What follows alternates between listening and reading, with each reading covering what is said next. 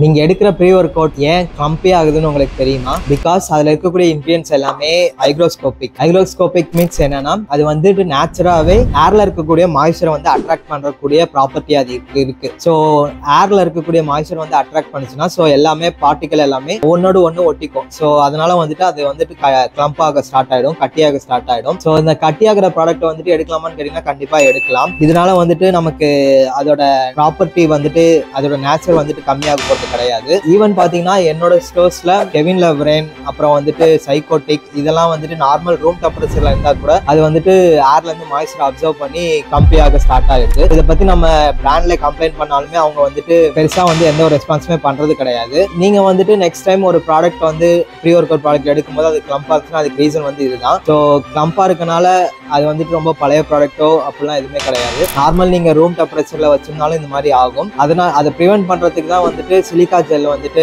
எல்லா pre work அவுட்லயும் வந்துட்டு கொடுக்குறாங்க. நீங்க வந்துட்டு அந்த சிலிக்கா ஜெல்லை தூக்கி போடாம ஒன்ஸ் நீங்க கண்டெய்னர் ஓப்பன் பண்ணிட்டு அது டைட்டா க்ளோஸ் பண்ணிட்டீங்கன்னா இதை வந்துட்டு நம்ம கம்ப்ளீட்டா ஸ்டாப் பண்ணலாம்.